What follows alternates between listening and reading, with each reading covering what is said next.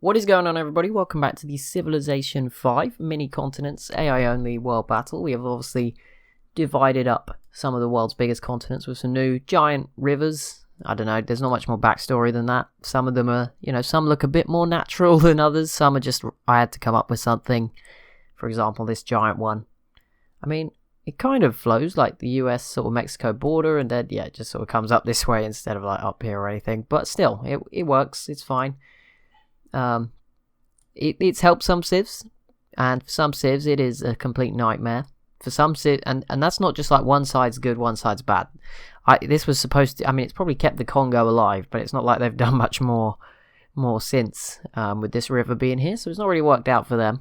But we'll see. They are at war with Benin right now, so we'll see if they can grab this. The Songhai trying as well. I don't even know I don't know what unit is like more likely to get to the city. There's no real land units. The Songhai are in the way. I think this unit probably has the best chance if the Songhai killed this boat first, which obviously is like very dependent on other things happening. But if that was to occur and there was a path, I think this knight might actually have the best chance. Might be wrong. We'll see.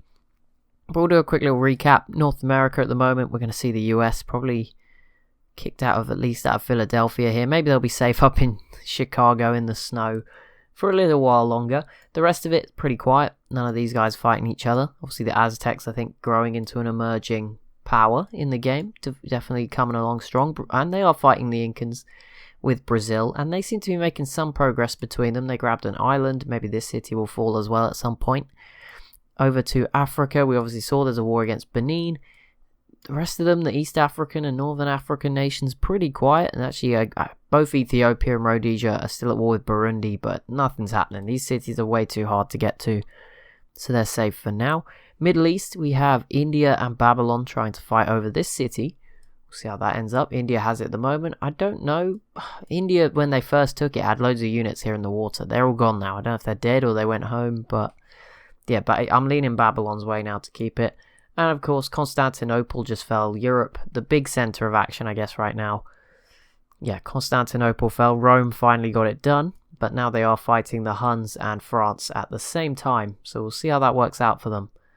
Some pretty big, 3 of the world's like top 10 militaries involved in that. But the rivers certainly going to play a big role. Rome shouldn't be too scared as long as they don't make any like mega mistakes. They should be okay. This city's definitely going to be under a lot of pressure towards France. The city of Rome could eventually be as well, but probably not too early on because France doesn't have a coastal city in the Mediterranean. And then I'm guessing Neapolis here could be under pressure from the Huns, and just if they attack quick enough, then maybe Constantinople as well could go to the Huns just with the number of boats they have, while it's still low on health, just sort of low city defense as well, so there's a chance there. The rest of Europe's pretty quiet at the moment. I think Russia is struggling against Mongolia. Nothing really coming of it. Yeah, East Asia's very quiet at the moment. Korea's taking a bit of a quiet period. Siam not doing anything. And same goes for Australia. So that's the whole map. But yeah, we'll keep an eye on Rome. That's the main sort of events. Hopefully we do get some new wars breaking out in the next few turns. Just give us some new stuff to have a look at. See what's going on. Never know. Hopefully anyway. Processing time for Ethiopia. Come on, Ethiopia, what are you going to do for us? That was probably just going to jinx it. They'll never do anything now. That is it for them. It tends to be the case. Whoever I pick to win will always die. I think America still being alive right now is the furthest one of my picks has done for a very long time. I think I picked France once and they did quite well. Or it was Austria. I think it was when I picked Austria, actually, and they did well. I don't know. One of them did really well when I picked them. But outside of that, no, we haven't had anything. Everyone's normally they die first, whoever I pick, which is, I don't know why. I don't know. Maybe I've just got terrible choices that I'm picking the worst civs and it's obvious, or maybe there is a jinx. But there we go. Philadelphia falling to the Sioux, so that is all of the East Coast cities basically. There is still that little city of Chicago. Songhai piecing out with Benin, and that means the Congo have a free run at this, should they want to get it. Obviously the issue is that Congo were very dependent on Benin, on the Songhai to even get near this city. And I'm just sure the turns have started taking an incredibly long time. This turn has taken 5 minutes, so that is a little scary. I might have to reconsider how we do things. I did not realize it was that bad, but yeah, this turn has taken over 5 minutes, which is a big problem. I don't know why it's going so slow, but there you go. It is. And there's not much going on either. Doesn't help. But you got, yeah, I guess, I don't know. I'm trying to find the balance, because for me, the 15-minute videos and more of them is way more. I just prefer it. I don't like the other type where I was trying to edit it and do those things. It just didn't work for me. But yeah, this is obviously, I can't be we're probably like a couple of episodes from one turn an episode at this rate, so we've got to find something, I guess. I'll try. Let's have a look. Where are the biggest cities in the world? Ooh, it's a little bit closer now. Before there was like 3 runaway cities. I think these are the same 3, but the others have caught up now. So Thebes is the biggest, the only over 30. The Suez capital is then in there at 29. Seoul, okay, let me just hit next turn in the background or we'll never get anywhere. Seoul is up there with 28. Delhi then with 26. Moscow then at 25. Then it's Rhodesia with Salisbury at 23. 21 then for London, Attila's Court, Rio and Babylon, and then Sokote. St. Petersburg is the first civ to appear twice. Pretty low down, St. Petersburg there. Berlin is also at 20. Mosin Khani of the Shoshone is at 20. So there we go. That's all the cities above 20 pop. They're pretty spread out across the globe. Yeah, let me just make sure I'm getting this right. Yeah, so the only civ with a city appearing twice in the top sort of civs in the 20 plus category is Moscow and St. Petersburg. So that's pretty interesting. Russia and Mongolia have peaced out, so that's the end of that. Russia also completed the Porcelain Tower, and we did see that they're leading in technology. I see they have an ironclad. I think that's the first one of those I've seen. So we've panned around the map.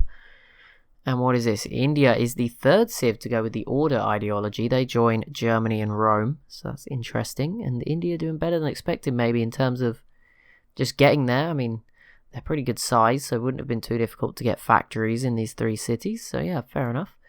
And then we go, Akkad does fall back to Babylon. Constantinople is back to low health, with the Huns putting on some pressure. And Britain and Spain have peaced out, and that means Edinburgh will be staying with Spain for now. Spain with a lot of boats over here. They are not at war with Rome, but maybe going that way, just based on where they're going. I don't know. Maybe they go somewhere else. But it does look like that might be the case. We'll see. See what happens going forward.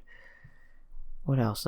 How are Brazil and the Inca doing? Okay, Brazil, the Aztecs making some progress, but it's not quite done. But yeah, someone's getting this city. Probability, I have no idea. They're both pretty much in identical scenarios. They've both got an injured slightly Caravel and a Galeas, so could go either way. Probably be good for it's probably important for both. I think Brazil need it more because it's kind of the pathway to further cities potentially, or at least just to stop the Inca. Whereas the Aztecs, it kind of cuts off Brazil, and then you've got to do it all by yourself. So it might be even in the Aztecs' best interest just to let Brazil have this. You can come around for these like western cities, let Brazil have the more inland ones. I'm not sure. Maybe that's not the approach, but we'll see what happens. Probably nothing. Take a while. Rhodesia, still struggling, I would assume, against Burundi. That is such a difficult city to get. Oh my goodness, how has this not fallen?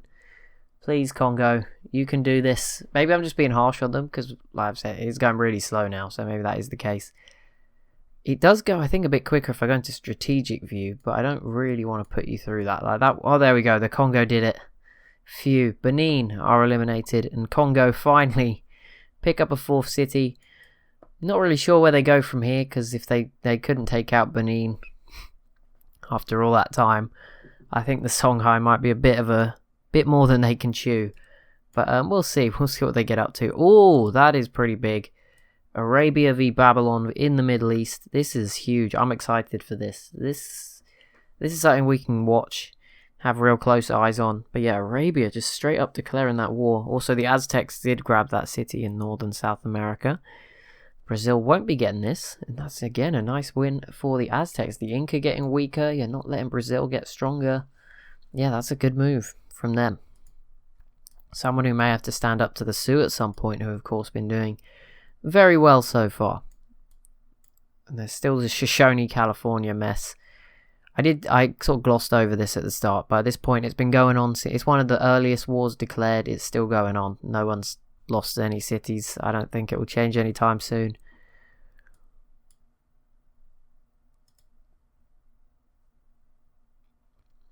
Right, France, how are you? Is your progress going? Since you're the one taking about 2... Oh, they actually finished pretty quickly there. They take a lot of the time, or were taking a lot of it. France and Germany not doing too much. India, are you going to go for this again? Oh, yep, that was just straight out of nowhere. What the heck? Can they just grab that? They do have a cannon here, I guess, and now Arabia is helping out too, which means Babylon is going to be in trouble. I can see Arabia grabbing the city of Babylon here if they play this well. The units are pretty isolated. Kill them off. Go for Babylon. India's already taken some of the pressure off here. Yeah, they could definitely grab Babylon. That would be huge. And obviously if they can get this city as well, that would be really good for Arabia. Maybe they could still play some big role in the latter stages of this game. Attila is getting very frustrating. Are you going to do something? He does have riflemen, which is, I think, not a first. I feel like... Wait, no, yeah, that's an upgrade on musketmen, yeah. So he has got riflemen. So again, there's different civs leading in each kind of category. There's some with the best boats. There's some with the best land units. There's some with the best artillery weapons. All sorts of different kind of leading civs. Some have the best, like, cavalry, horse units. There's no one clear leader here just yet, unless I've missed them. I mean, the Sioux have riflemen too, so maybe... And we haven't looked at Korea this episode. Yeah, they have them too, so maybe not. Maybe I was getting a bit overboard there. And there we go. My pick, the USA, is eliminated. The Sioux have won the battle. They were the central sort of American nation, and they've conquered the East Coast.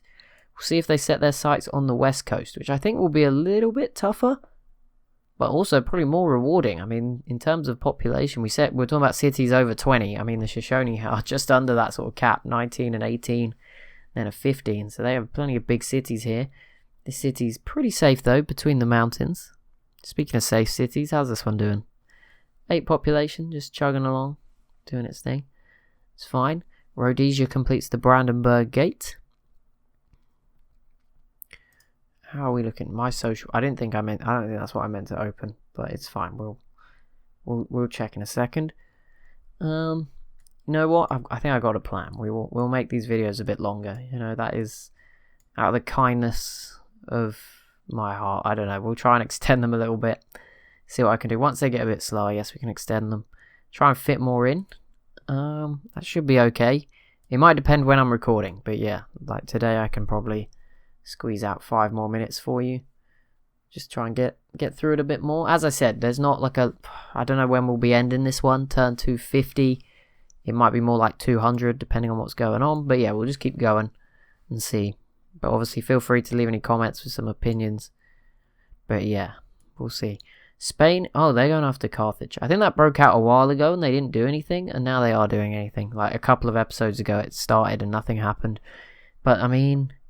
This isn't impossible. Plenty of frigates, galleasses, privateers. Carthage doesn't really have that many boats. So yeah, Spain could do this. Obviously the difficulty is there's a lot of land units here to fight back.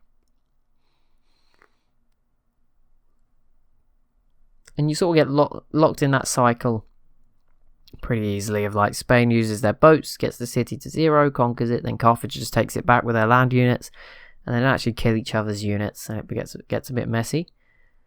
Rome is actually the one pushing units into French territory very bravely. But yeah, no real worries for Rome. Obviously, Constantinople's a bit on the edge. They're just about getting lucky here, holding on to it. Luckily there's no melee units.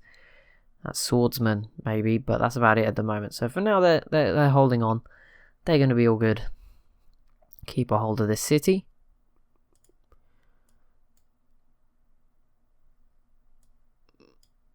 Inca. Oh, they did squeeze in a little city down here, a new one. There are still boats fighting down here, but yeah, it's going to be difficult. I mean, eventually you'd assume that Brazil that Brazil and the Aztecs would just win, because, you know, they're obviously going to have a production advantage. I mean, the Aztecs aren't using over 80% of their units. They're sort of still tucked away. Maybe 90%, you know. There's a lot up here.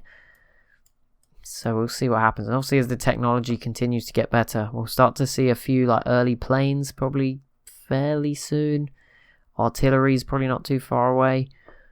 What other really good units are there? Battleships as well. Those can be sort of ones that can really make a difference.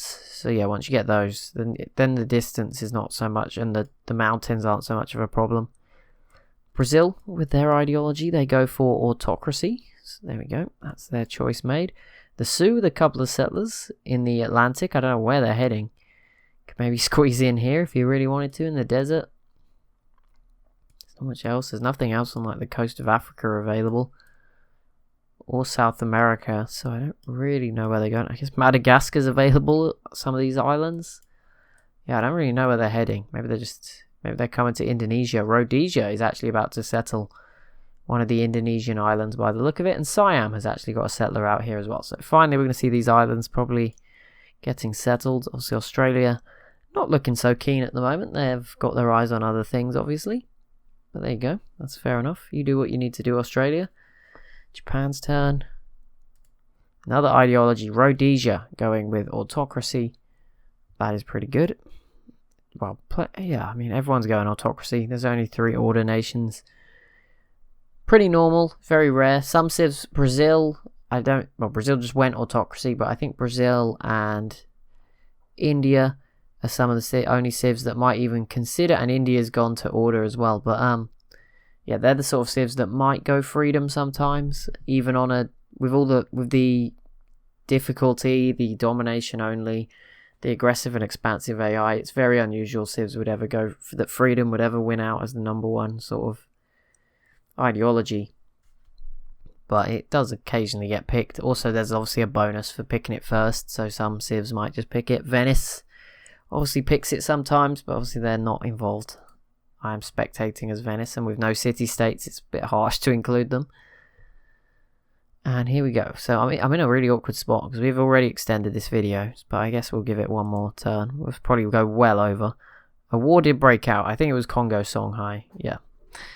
The Congo declared this. That's pretty brave. We'll see how this goes for them. I mean, could you imagine if they just steamrolled through out of nowhere? That would definitely surprise me quite a bit, but there you go. Maybe. Seems a bit weird they'd declare it by themselves, that's all. Surprised me a little bit. France's turn. Oh, they've got... Okay, they settled Iceland in the end, but they do have a settler in Ireland as well, so maybe they will end up with both. Britain is kind of cutting that off still. I mean, they've obviously given open borders for France to get here. Oh no, France has come out from down here. Okay, fair enough. Ooh. Okay, France is splitting their attention, which I'm not sure I can recommend. You know, fighting Rome at the same time. But Germany will surely this time they get Manchester. Like we had the saga last time.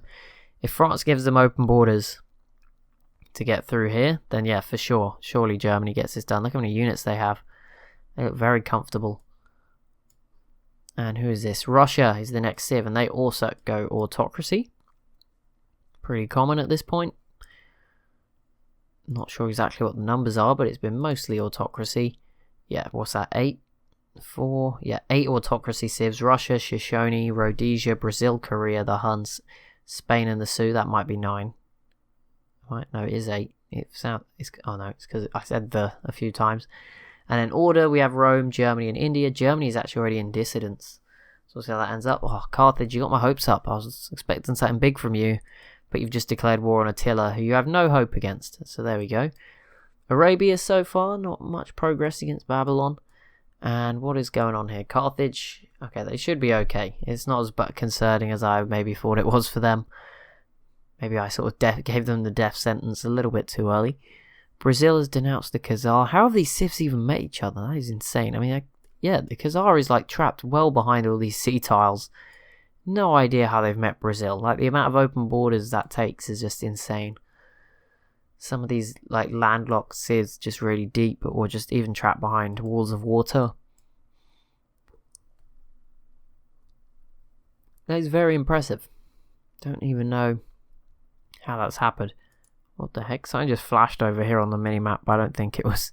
That was my eyes playing tricks on me. I thought the sewer had just done something crazy. Who's left with one city? So we've got Japan, not doing the best. The Jar still have 2, and they're pretty big now, so... There you go. But yeah, Japan on 1. Who else? I'm just trying to use the mini-map. Sorry, I'm not doing too much on the big screen. It looks like everyone's got more than 1. Yeah, I think... Oh no, China's on 1. China and Japan are on 1. That is it though for the 1 city civs. Burundi's on 2. Who else has got 2? There's mostly 3s. Everyone in North America's got at least 3. Texas has 3. California has 4. Europe, everyone's got a few. Britain's got 4, which is like the worst of 5. That's too small to show up on the minimap. India's got 5. Yeah, I don't see many with 2 either. Kazar, how many do they have? I think they have 4 or 5. 5. Yeah, it's only very few with not many cities. Mercuria, Egypt, and Carthage have 3, I guess. Congo just got to 4, so we won't spare them. We're not going to let you off the hook just because you grabbed a little city. Doesn't work like that, I'm afraid. I mean, even the Shoshone have only got 4, but they are 4 big ones, so I'll let them off a little bit. And they have riflemen, so they're obviously doing quite well. We'll let them off. They're not on the naughty list. Christmas approaching. Shang has denounced Germany. I was like, who on earth is Shang? But of course the Jar do change name throughout the game. I just stick with the Jar because that's what they're initially called. I press next turn again. I definitely didn't mean to do that. I'm nice with the freebies, but we've got to have a limit. That will be it for this episode. I'll keep an eye out, and obviously we'll see if anything major happens. But yeah, thank you so much for watching. As always, if you have enjoyed, be sure to leave a like and a comment down below. Be sure to subscribe as well if you are new to the channel, and I'll see you in the next one.